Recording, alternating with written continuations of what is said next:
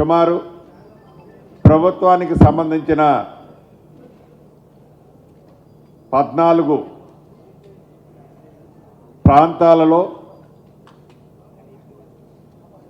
అది కేంద్ర ప్రభుత్వ సంస్థలు కావచ్చు, రాష్ట్ర ప్రభుత్వ వ్యవస్థలు కావచ్చు, ఈ వ్యవస్థలకి ప్రభుత్వ భూములు అలొకేషన్ చేయటం జరిగింది.